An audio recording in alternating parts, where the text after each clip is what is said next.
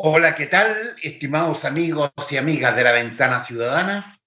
Por supuesto, desde Concepción, Chile, con Rodolfo Kohler en las cámaras y una nueva invitada en la coyuntura, como decimos nosotros, en la coyuntura política. Próximamente, si la pandemia nos permite, estaremos en una de las elecciones más importantes en la historia de Chile, rodeada de otras, pero la más importante es la de constituyentes para una nueva constitución democrática, progresista y popular, esperamos. Y para ello estamos entrevistando a una de las tantas y tantos candidatos que en distintos distritos del país van a postular a este trascendental cambio que espera y sobre el cual ha batallado tanto el pueblo chileno. Estamos esta tarde con Paulina Acevedo Menantó. Hola, ¿qué tal, Paulina? ¿Cómo estás? Muy bien, Juan Luis, un gran abrazo a la distancia. También, por supuesto, que a todos los auditores y auditoras de La Ventana Ciudadana. Bueno, un abrazo para usted y para todos los lectores y quienes nos siguen de modo permanente. Digamos, un abrazo virtual y fraternal.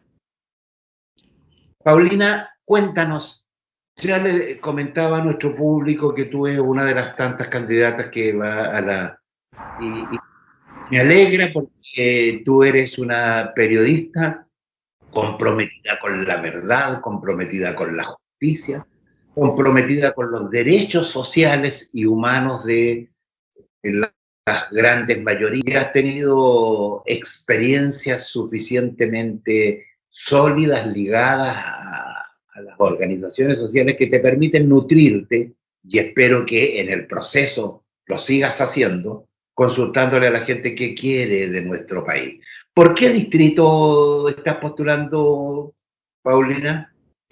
Yo estoy postulando por el distrito número 10, que incluye a las comunas de Providencia, Ñuñoa, Santiago, Macul, La Granja y San Joaquín, uno de los distritos, podemos decir, más numerosos en cuanto a candidatos y también en cuanto a representaciones, uno de los distritos más populosos o populares, más bien en cuanto a que generalmente concentra a aquellos candidatos que tienen, no sé si decir más trayectoria, pero de decir más involucramiento en el quehacer político, pero como tú bien dices, esta es una elección histórica y una elección también muy distinta a los cargos de representación. Lo que estamos haciendo es cambiando la constitución de la dictadura y en eso hay otras condiciones u otros atributos que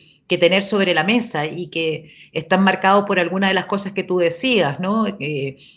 Cuando hablamos de constitución, claramente una de las partes sustantivas de una nueva constitución, y así lo demuestran los procesos constituyentes en América Latina y en otros continentes, es precisamente el catálogo de derechos, es decir, cómo fortalecemos la protección de todos los derechos de las personas y allí como comunicadora, como defensora de derechos humanos, me interesa muchísimo aportar a que esta nueva constitución consagre todas aquellas obligaciones que el Estado tiene al haber ratificado tratados de derechos humanos a nivel internacional.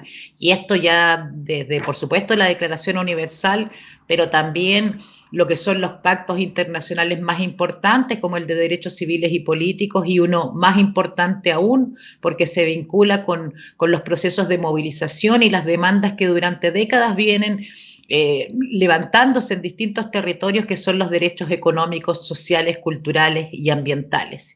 Y bueno, yo voy como candidata por este distrito, el distrito 10, en calidad de candidata independiente. Yo no tengo militancia, ni la he tenido, y por lo tanto voy en esta oportunidad como candidata independiente de la lista del pueblo por el distrito 10.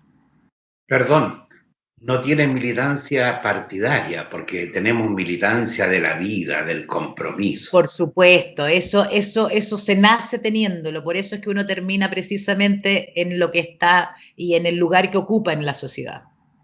Estamos por su área, las comunicaciones y el periodismo. Hace un par de días atrás, a propósito de un programa televisivo, nuestras Fuerzas Armadas, que no han estado muy cerca de la ética, de la moral y de las buenas costumbres, sin embargo, sí han tenido osadía para pronunciarse respecto del contenido de un programa televisivo.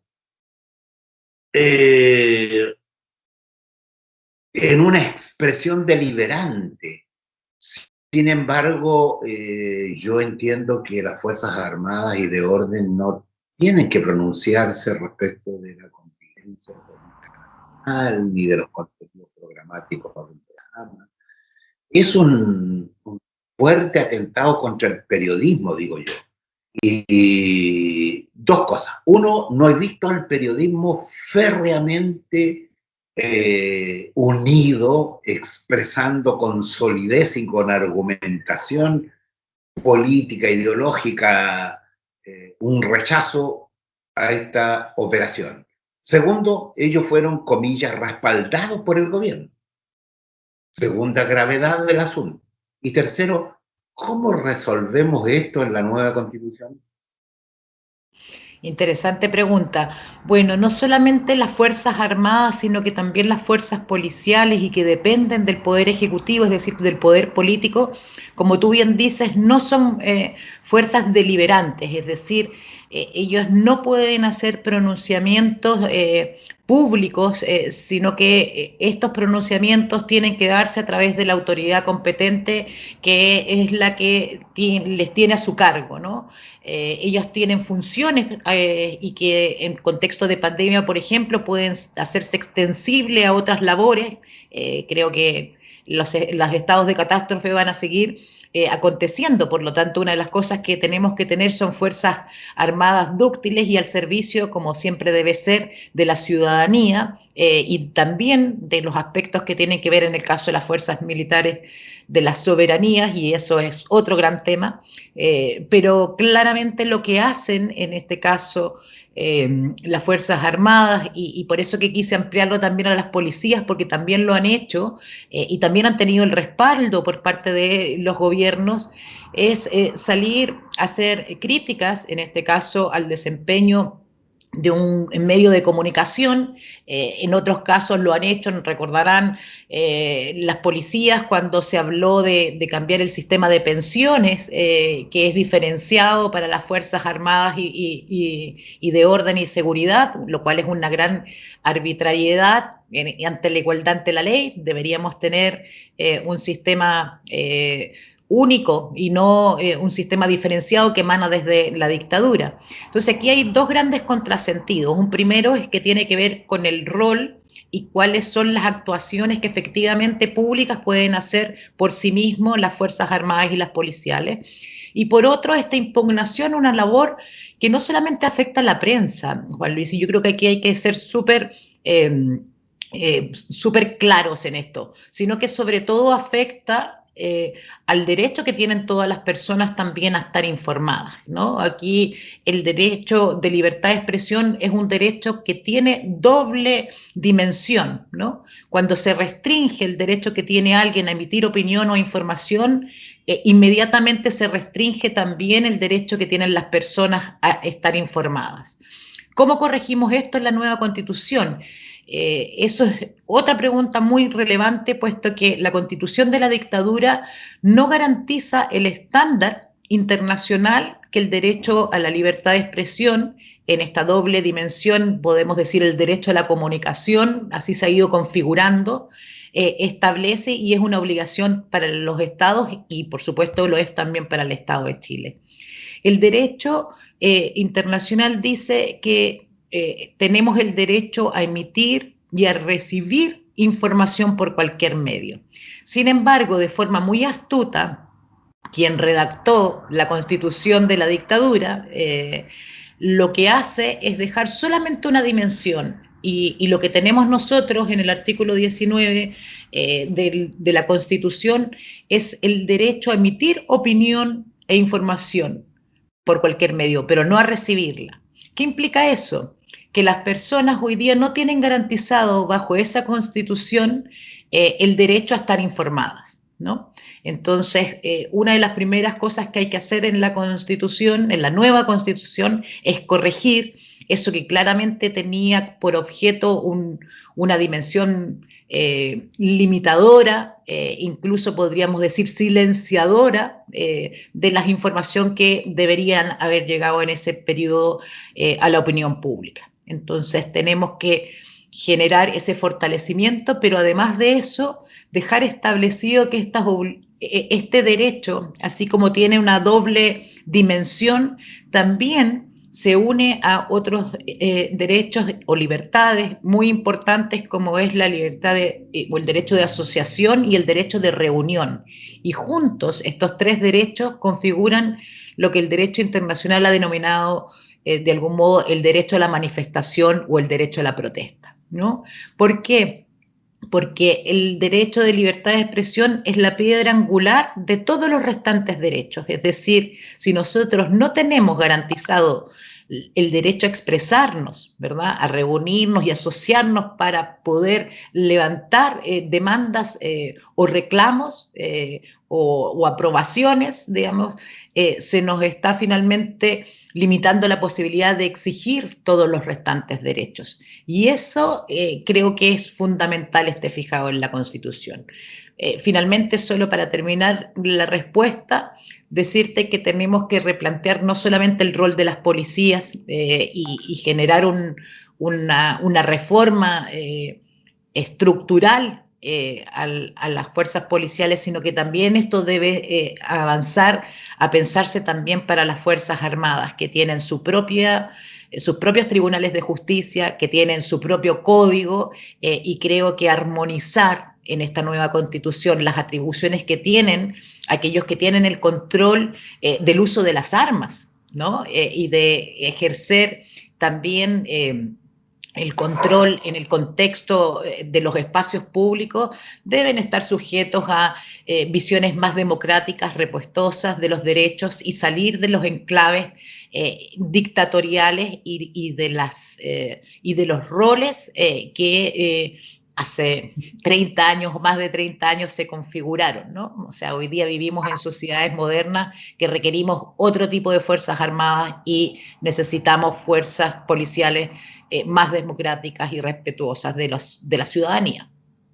Paulina, disculpa, del modo más corto posible, cuéntanos la experiencia porque tú viviste en forma personal este problema de haber sido perseguida por la libertad de expresión.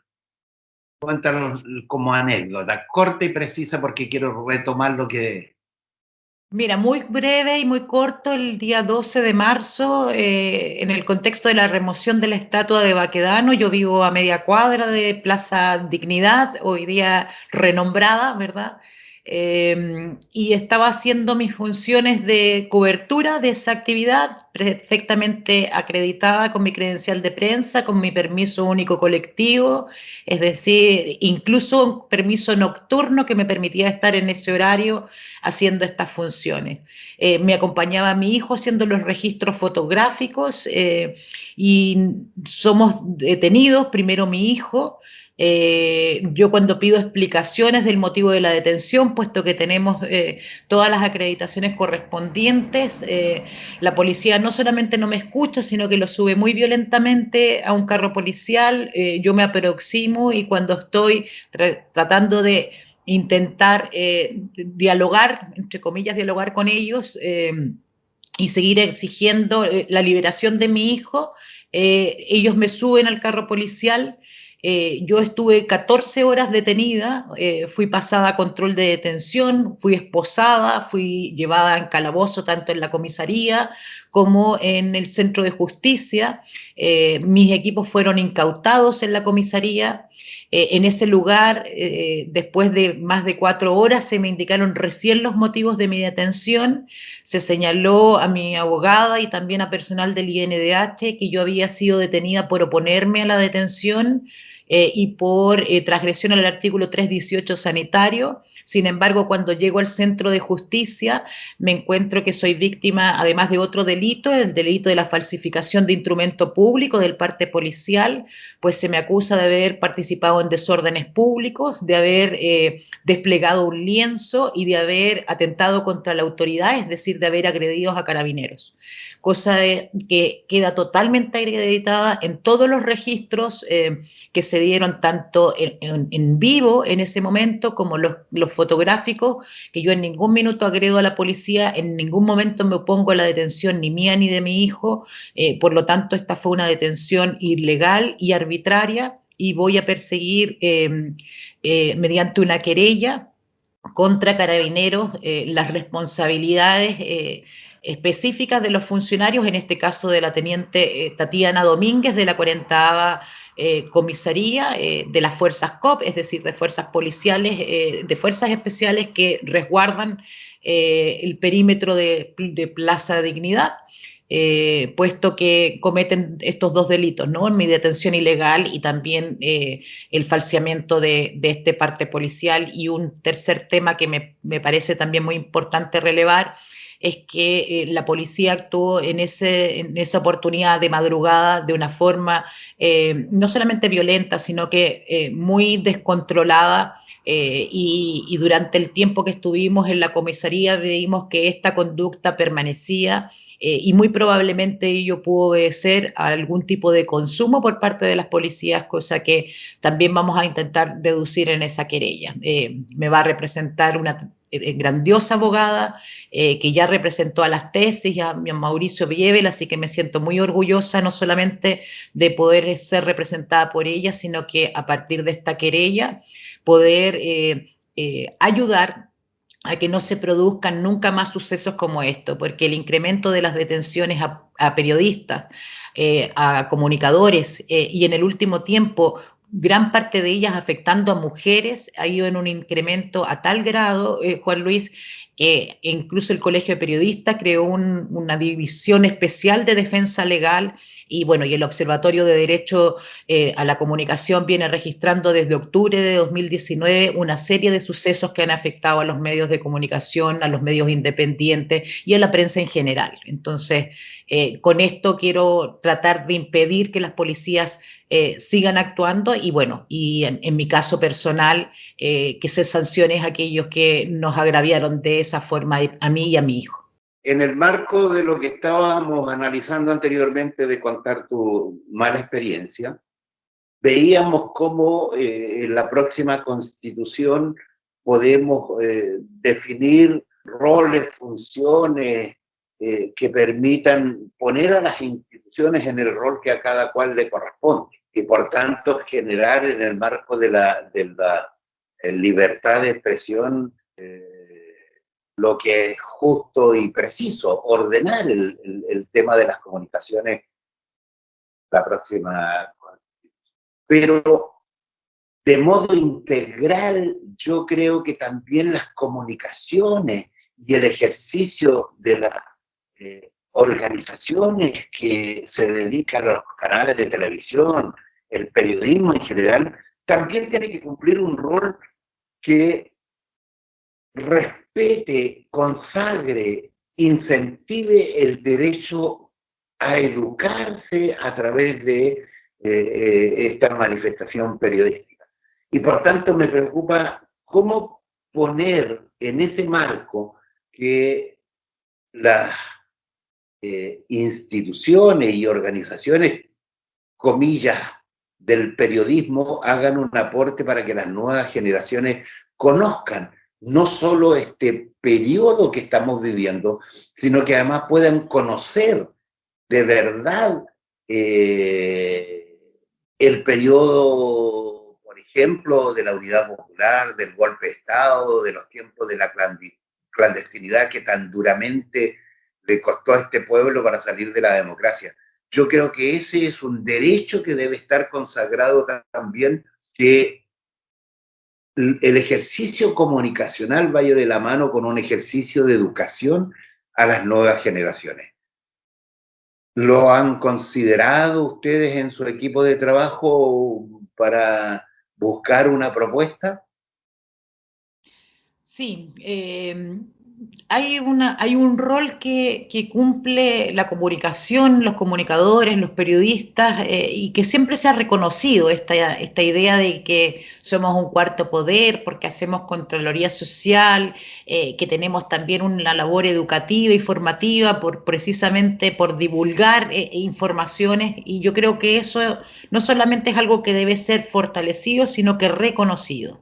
Una cosa es que se declare la importancia que tienen los medios de comunicación en lo que podemos decir es la educación social, ¿no? La formación para la civilidad, la información que de alguna u otra manera también les permite a las personas tener opinión, ¿no? Respecto de distintas materias. Es decir, nuestra labor es más aún que formativa, porque tiene también los contenidos que entregan los periodistas y los comunicadores son esenciales finalmente para la construcción y el fortalecimiento de las democracias, ¿no? Entonces, desde esa perspectiva tiene que ser tomado.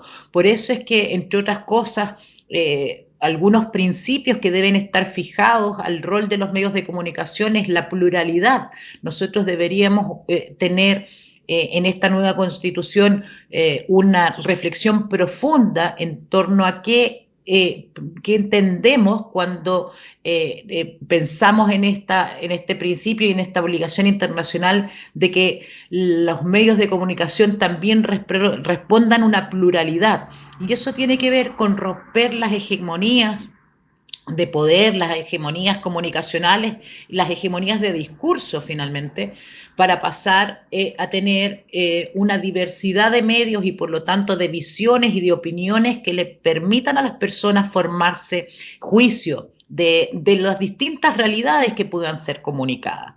Es también muy importante avanzar dentro de esta democratización de los medios de comunicación y de la pluralidad de la palabra, en que tengamos leyes posteriores a esta constitución que, entre otras cosas, determinen o establezcan formas de dividir los tipos de contenidos o los tipos de medios.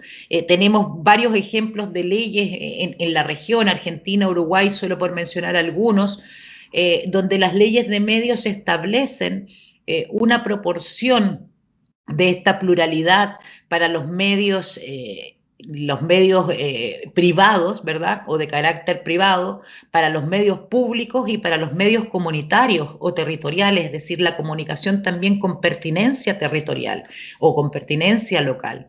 Y eso configura una respuesta amplia, no solamente para aquellos que ejercemos comunicación y para aquellos que tenemos este rol, sino que también, insisto, para la sociedad en su conjunto y para el fortalecimiento de la democracia. Entonces, eso tenemos que totalmente avanzar a que la nueva constitución lo reconozca, lo fortalezca y lo garantice. Entonces tenemos tres niveles que deberían estar fijados en torno a ese rol de la prensa o de los medios de comunicación. Y lo segundo, que ya no obedece tanto a tu pregunta en torno al rol de los medios, pero sí voy a incorporarlo a mi respuesta, tiene que ver con la educación misma y otro derecho que la Constitución de la dictadura no garantiza, de acuerdo al estándar que es esta visión de la educación transformadora. Pensemos que la educación hoy día está también, es uno de los objetivos de los objetivos de desarrollo sostenible, es decir, la educación tiene una gran cantidad de implicancias en el desarrollo pleno de las personas, en eliminar desde la base las posibles inequidades o desigualdades que se puedan ir produciendo en el desarrollo de la vida. Por lo tanto, centrar y concentrarnos en pensar ese derecho a la educación con pertinencia intercultural, con enfoque de derechos humanos, con garantizar el acceso, no es suficiente. Nosotros tenemos que considerar que esa educación tiene que ser gratuita, pública, laica y sobre todo también, como decía, con estos enfoques de interculturalidad, de derechos humanos, de género y de otros que podríamos agregar. Dentro de derechos humanos también me refiero a a esas dimensiones históricas de conocer los procesos de nuestro país. Ya lo dice ese decir que es tan claro y tan nítido, ¿no? Un país sin historia o sin memoria, o sea, un país sin memoria es un país sin historia. Entonces necesitamos nosotros pensar en una educación para el futuro, pero una educación que también se base en un conocimiento acabado del pasado. Si no, nosotros lo que estamos construyendo son las reiteraciones de los errores que pudimos haber cometido antes y los nunca más en el caso de derechos humanos, pero también el aprender de los procesos históricos que se producen en el país pasan porque tengamos esa educación con toda esa integralidad. Yo eso es lo que quiero que se vea reflejado en una nueva constitución y si soy elegida voy por supuesto que a bregar por eso, ¿no? Por ir más allá incluso de lo que hoy día viene siendo exigido para pensar en una educación que, que como dicen los estándares y como han dicho la experiencia también, realmente avance a eliminar esas desigualdades y hacer que todos tengamos las mismas oportunidades sobre la base de tener el mismo piso formativo. Paulina, estamos llegando al término de esto, pero no me quiero ir ni despedir de ti sin que nuestros lectores y seguidores conozcan de tu parte. Yo soy de los que creo que la tendencia expresada en el último plebiscito que dio origen a esta nueva elección de constituyentes para conformar esta nueva constitución, señaló más abierta que veladamente que no quería partidos políticos, que quería independientes. Un llamado tuyo para que esta tendencia se refuerce y un llamado preciso a decir por qué la gente de tu distrito tendrían que elegirte y por qué a lo largo del país la gente debería expresar su favoritismo por candidatos independientes, de verdad.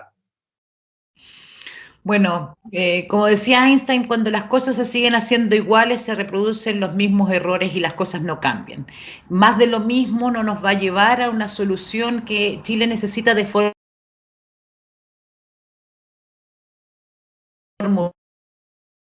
más bien porque está hecho a la medida y ha sido difícil, pero hemos logrado ensanchar el rayado de cancha que nos hicieron los propios partidos políticos con ese acuerdo de paz y por la democracia. Nosotros hoy día necesitamos que ese 80-20 y que antes lo marcaban también las encuestas cuando superaban incluso el 80% en muchas de ellas, la demanda por una asamblea constituyente era el mismo reclamo, es querer construir un país sobre la base de nuevas opiniones, de nuevas representaciones, de personas que estén más conectadas a la base y más conectadas con las realidades. Y eso lo hacen las candidaturas independientes que hoy día están nutriendo no solamente electoralmente este proceso convencional constituyente, sino que también están nutriendo nuestra democracia.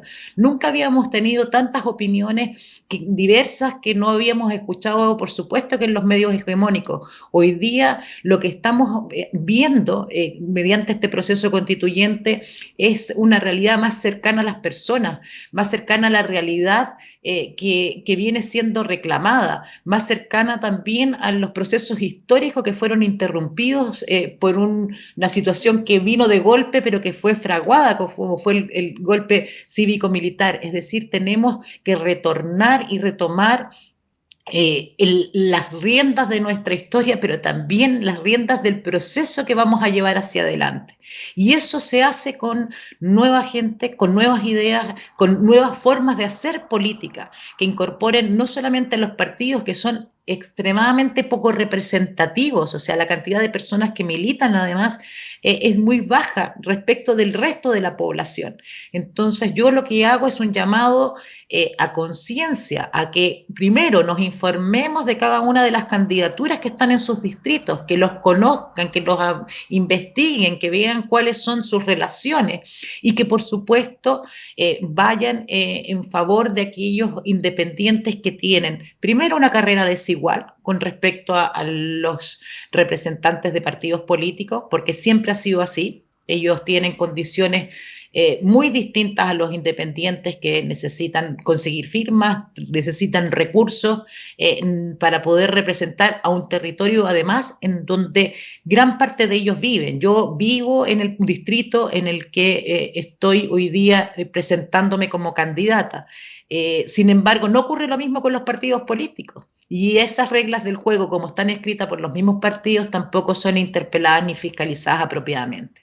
Entonces son múltiples los factores que nos dicen no podemos caer en la misma trampa, no podemos caer en las mismas representaciones que finalmente van no a representar a los electores, sino que van a representar a los intereses partidarios. Nosotros necesitamos hoy día, sobre todo cuando no estamos pensando en representación territorial, sino que en representación de ideas, de grupos, de personas, de realidades, de necesidades urgentes para Chile, necesitamos que sean los candidatos, candidatas y candidatas independientes los que tengan la mayoría en esa convención constitucional. Necesitamos no solamente 2/3 para poder llevar adelante las transformaciones que Chile necesita, sino que ojalá tengamos ese 80% que tuvimos en ese plebiscito representado en candidatos independientes que traigan aires frescos y renovados y que se sumen a esos 17 escaños reservados de pueblos indígenas para hacer un verdadero diálogo intercultural histórico con perspectivas de futuro. Voten independiente y si son del distrito 10, Ñuñoa, Providencia, Santiago Centro, Macul, La Granja y San Joaquín, aquí una periodista, defensora de derechos humanos que quiere representarles y si yo represento sus ideas, gracias y agradecida estaré por sus respaldos. Paulina, como siempre, La Ventana Ciudadana, el equipo directivo te agradece esta oportunidad de conversar contigo, de poder exponer tus propuestas para este nuevo proceso constituyente y esperar que la pandemia nos deje votar pronto. Un saludo grande, afectuoso para ti y para todos nuestros seguidores en Chile, en América Latina y en el mundo, y las pantallas de La Ventana Ciudadana, con el respaldo técnico de Rodolfo Kohler detrás de cámara, quedan a tu disposición para que te despidas de nuestros seguidores. Muchas gracias, Juan Luis, y muchas gracias también, Rodolfo, allí en los controles. Siempre el apoyo técnico para cuando se hacen comunicaciones es fundamental, tanto los que estamos delante de las cámaras o en los micrófonos como quienes están en el soporte. La comunicación es así, es una dimensión integral. Y también aquellos que somos seguidores y lectores de La Ventana Ciudadana, tú bien sabes, Juan Luis, que desde que me llegó la primera nota de este medio que en ese tiempo era electrónico y no tenía todas estas dimensiones, ha crecido muchísimo. Yo cada vez que se levanta un medio de comunicación nuevo, con identidad, con un objetivo, lo celebro, porque es más democracia, es más pluralidad, son más espacios para la información y para el debate y para la reflexión. Así que solamente puedo agradecer el que la ventana ciudadana, como buena ventana, nos abra el espacio para poder decir lo que pensamos, y agradecida de esta comunión, porque así yo siempre la entiendo, con quienes leen, con quienes escuchan, con quienes nos ven, porque eso es lo que más alienta a un comunicador, ¿no? Poder llegar a encontrar esa comunión con quienes siguen, y yo espero que sean cada vez más los que sigan a la ventana ciudadana, no solamente en la octava región, como tú dices, sino que en todos los rincones, porque la comunicación también se globaliza.